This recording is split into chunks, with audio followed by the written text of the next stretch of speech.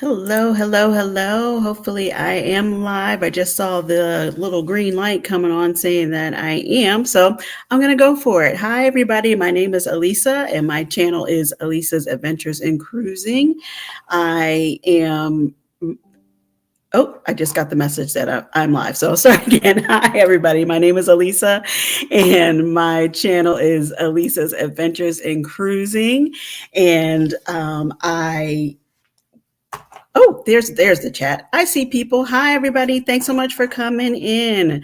Again, my name is Alisa, and my channel is Alisa's Adventures in Cruising. And I just was trying to keep it simple because I really do love cruising. I do love cruising. I love taking cruise vacations, and that's what I wanted to talk about on this channel.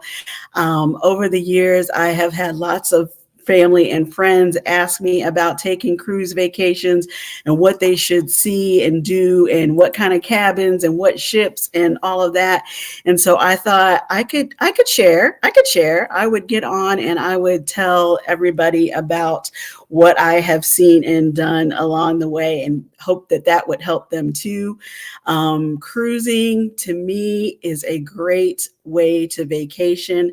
We all work really hard for our couple of weeks of yo, and we want to be able to enjoy it. If you take, I had to refresh myself on what it actually is. What exactly is a vacation? If you look up in the dictionary, it's a period of time spent away from home or business in travel and recreation.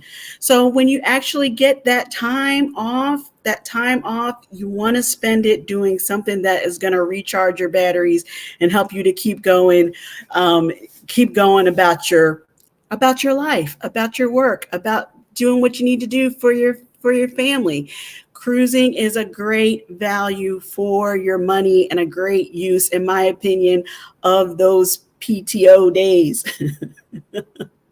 Again, I live in Florida and we are able to see cruise ships quite often. We have 7 cruise ports in the state of Florida. There's the port of Miami. Is Port Canaveral, which I guess would be considered my home port, closest to Orlando. There's Port Everglades out of Fort Lauderdale. There's the Port of Tampa on the west coast of the state. There's Jacksport, which is out of Jacksonville, Palm Beach, and there is Key West has a cruise port as well. Now, I've never actually boarded a ship from Key West. I know it's a stop that lots of ships like to make, and there have been some talks about limiting or how many people can actually go in with that at a time into Key West, but it's a great option. It's a great option. So, oh, sorry. Hey, I'm excited to see everybody. I'm not going to put all the chats up, but I appreciate you all coming in. And if you have not already, please hit the like button. Please hit the subscribe button and get to know my friends that are in the chat as well. Everybody has such great information that they like to share as well. I only was able to see a few minutes of Marlene Motivates, and I know I missed something good over there. So I'm going to go back. I'm going to go back and watch and catch up. And I got to catch up on Team Ranger too. But anyway,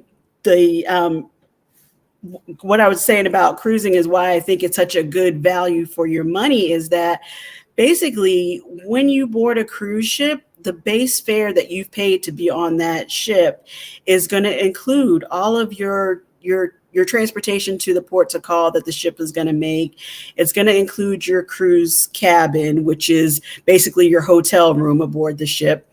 It's going to include all of your meals, whether you go to a sit-down dining room and be served by the wait staff, or if you prefer to go to one of the buffets for your breakfast, lunch, or dinner, or snacks in between, you can. They usually have some kind of pizzeria or a deli or coffee shop, lots of things that are included in your base fare. Nobody is ever going hungry on a cruise ship.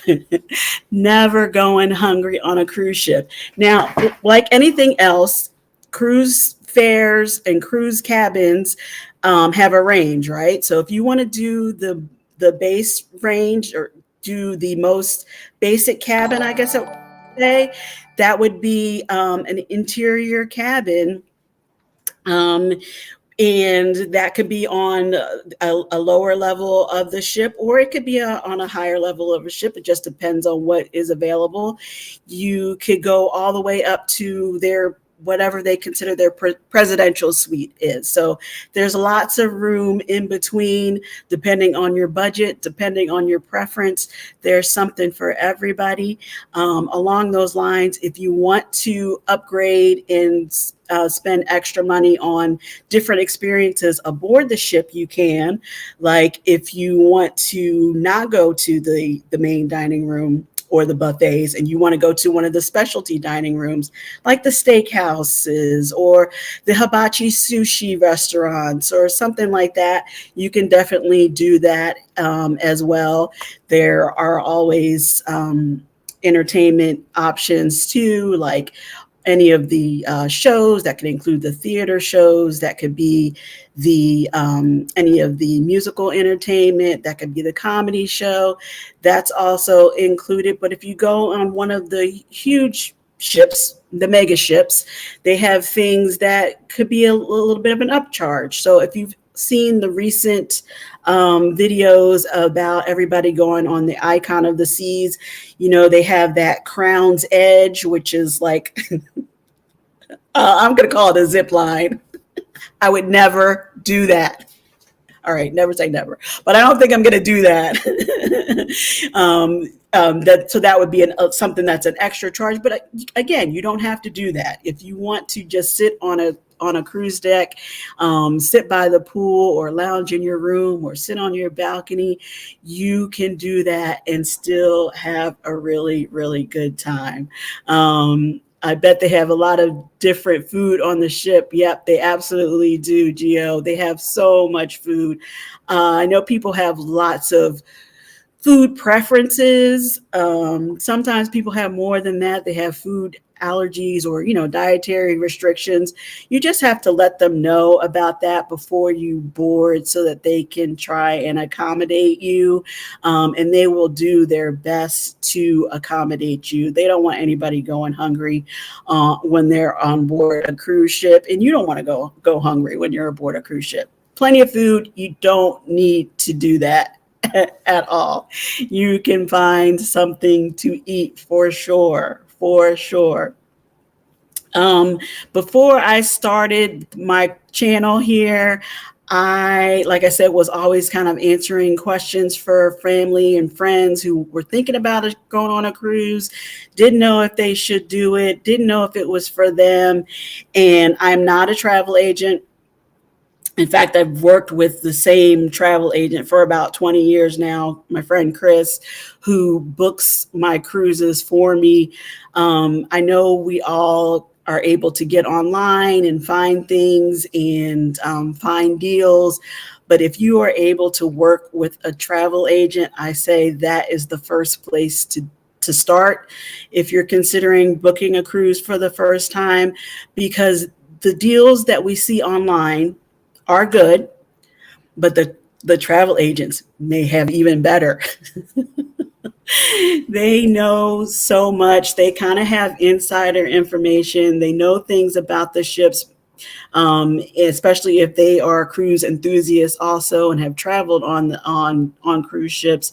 They know what cabins to suggest for you. You have a great travel agent. Awesome, Marlene. Yeah, I think Chris is pretty great too. And even if you're just following other channels online, there are so many travel agents who really will take the time to help you and direct you and to just give you those insider tips that you may not have. And the best thing about using a travel, well, maybe it's not the best thing, but one of the really good things about using a travel agent is that they do not charge you for their time. Of course, you're booking the trip through them, and they're going to be reimbursed through whatever travel company, whatever cruise line that they book you book with them. So you don't have to feel like you're getting charged extra by them, or that there's going to be some other hidden fee that you weren't available on. I'm sorry, Gio. Yes, I did not say that I was part of the collaboration team from Team Build with Gio. So I'm super excited to be a part of that today. Thanks for that reminder, Gio. Yes, it's easy to book a cruise. It really is. But for those who have never booked a cruise before, there are some things that you may not be thinking about, may not be aware of. And if you know a travel agent, I say do that. Doesn't cost you any extra, and you get lots of inside information. But anyway, but I was saying, before I started the channel, I really didn't know a lot about YouTube. In fact, I was kind of like, isn't that where kids are watching the cat videos? I didn't know, but I decided to start the channel thinking that I was just going to be able to share my videos, kind of how like we used to watch each other's home videos, or share our pictures from vacation. I thought it was going to be something like that, and maybe I could just give a tip or two about what happened to me on my cruise. I had no idea that there was this whole world of YouTubers and cruise content creators out there. If I had known that ahead of time, I may not have done it, to be honest. So I thought I would just kind of leave you guys with the 3 things that I wish that I knew before starting this channel. Now, you guys, a lot of people that I see in the chat have lots of channels. So this is not for you. These are for the people who I just might be meeting brand new, who might be joining the live collaboration team for the first time, and meeting all of us brand new. So if you are thinking about starting a YouTube channel, or whatever topic, if it's on whatever niche, if you're going to do a travel channel, if you're going to do I don't know, makeup, a food channel, a cooking channel, things that I wish that I knew before I had started, I just thought I would share. So the first thing is that what has helped me the most, I think, is just being consistent, just being willing to post a video however often. I think on YouTube, they tell you when you start, you only need to do it once a week. If you're doing shorts and you want to post daily, do that. But whatever method you're going to do, just be consistent. That way people can find you, and they will follow you, and they will continue to look for you and what you have posted next. So along those lines, had I known that I was going to need to do that so regularly, I would have filmed a lot more ahead of time before posting that very first video. I would have had a couple of videos ready to go, and maybe uploaded them and then just scheduled them to roll out the next week, giving myself more time to to get the next one ready, because it does take time. It's fun. I'm totally enjoying it. I love making a vlog and putting a vlog together, but it does take you time. So if you're thinking about starting a channel and you wanted to do that, I say upload a couple of videos, giving yourself some time to work up to the next one. So it's not so like stressful. Oh my God, I got to get this video up and post it right away. The second thing would be, I would say, was don't be afraid to try. Don't be afraid to try. Don't be afraid to be creative. If you try something and it doesn't seem like it's working, or it doesn't seem to be catching on, try another idea. try again until you find the thing that works for you. I started doing my Monday mood check, which I do every Monday at 7 p.m. as a way to, 1, consistently post a video every week, and 2, I thought somebody is going to come online and somebody, if nothing else, is going to feel sorry for me and start talking to me on one of these Monday nights. And it worked. It worked. I have met so many people and building a community on my Monday mood checks. We come in, we share stories, we check on each other, and it's really been a great thing. Now, sometimes on Monday nights, I actually I do something food related. I either cook something that I've had on a cruise ship or that I've seen on a cruise ship and thought, maybe I should give that a try. You know, sometimes when we go new places and we see new things on a menu and we're not really sure what exactly that is, we're kind of looking like, no. But if I could kind of demystify that, if I could kind of see what exactly goes into that dish, then maybe I'd be more willing to try it. You know, I've had you guys might all know Keisha H. Keisha H is become one of those people who found me on a Monday night and has consistently come in to keep me company at first, because it was only like me and her and maybe my aunt, and keep me company and keep encouraging me to just keep going. But Keisha always tells me that I am very adventurous, especially with food. And I never thought I was. I didn't think I was a super picky eater, but I'm trying the stuff at home and showing you guys too, so that we can both not be afraid to try it when we get on the cruise ship next. So I started cooking on Monday nights, and then I also, along with my daughter, sometimes we taste snacks from around the world. We have a subscription to the Munch Pack.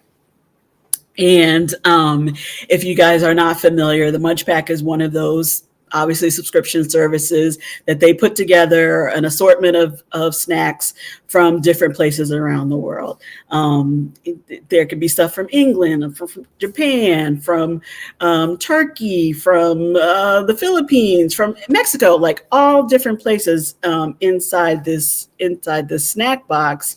And we just try it. We try them, and we see if they are things that we've ever seen before, heard of before, would ever think of trying before.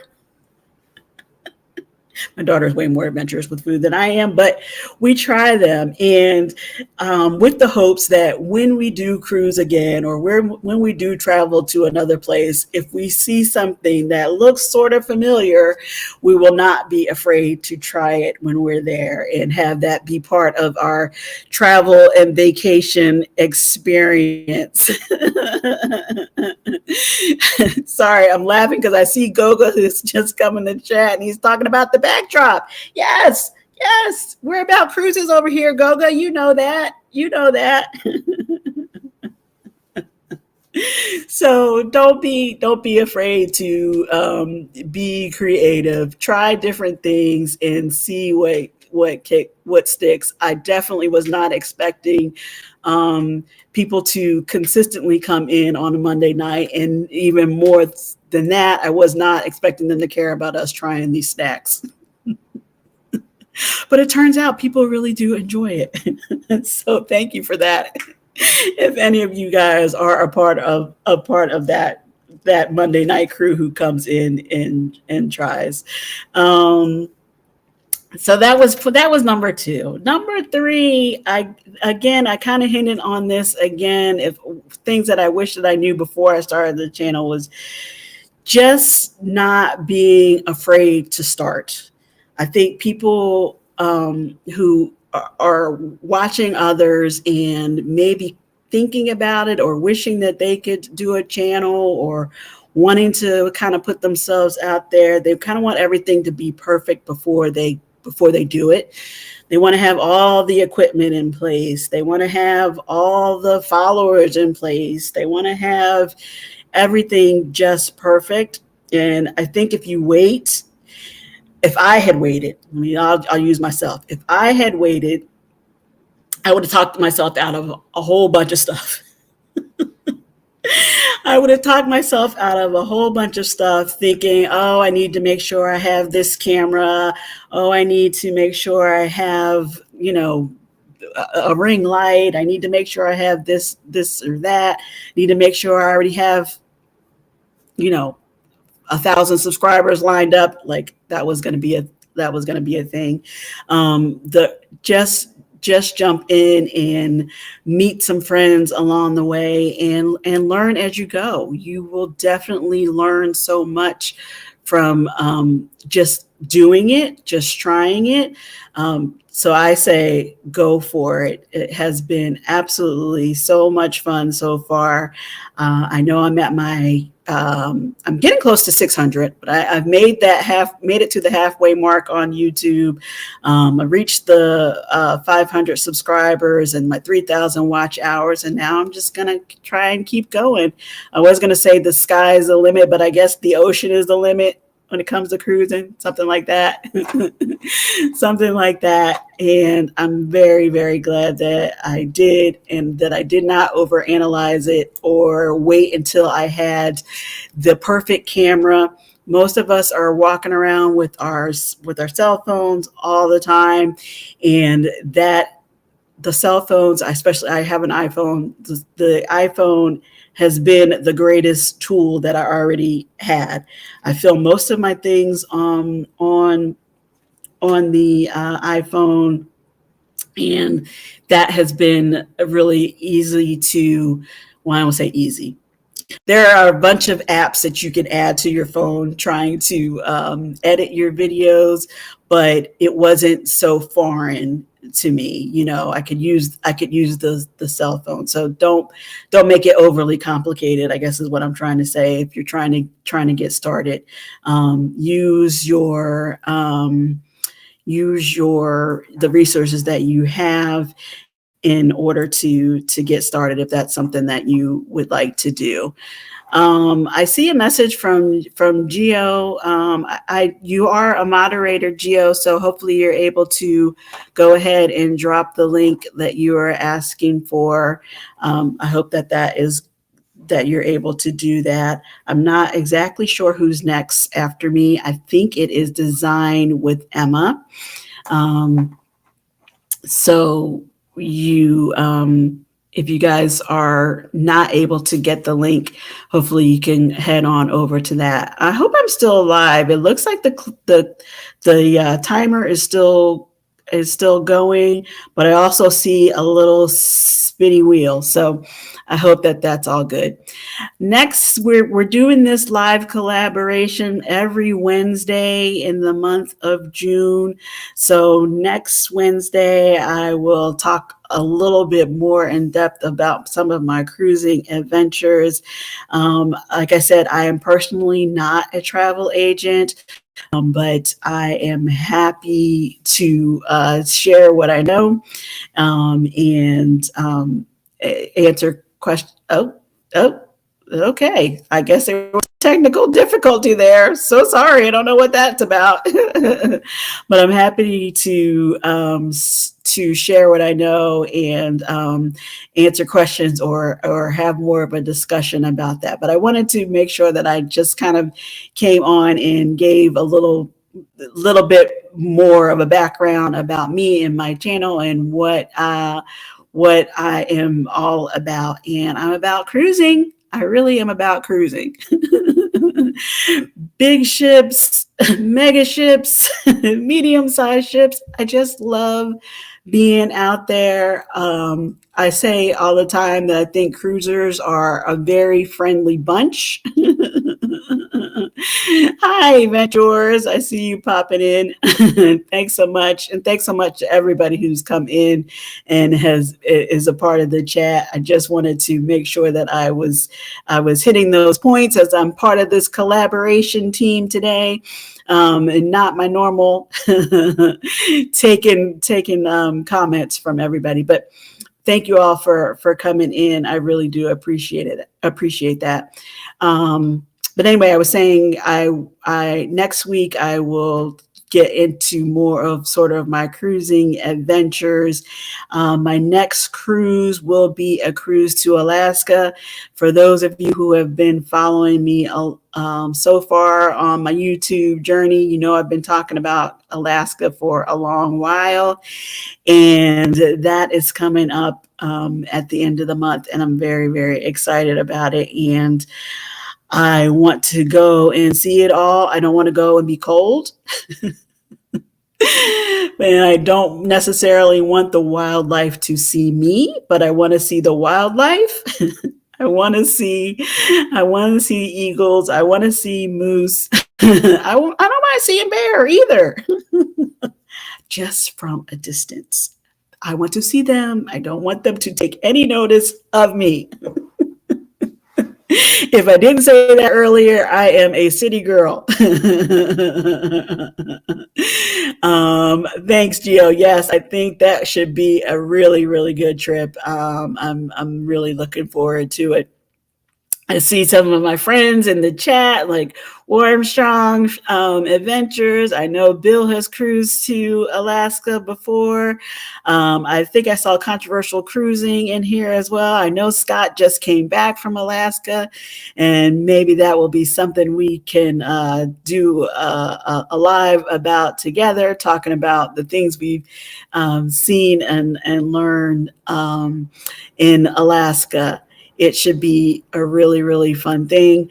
I have been talking to so many people who have been to Alaska before, who've cruised to Alaska before. And I always kind of thought of that as a bucket list kind of cruise that you go once if you're very lucky.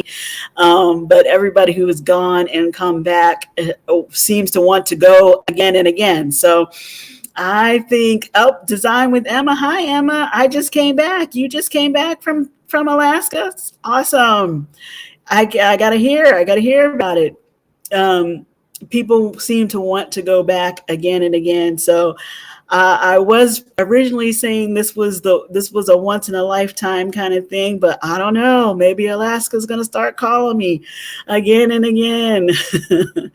I don't know. But then after this cruise to Alaska, my next one will be back to back to Mexico, and that one will be out of the West Coast, sailing out of California.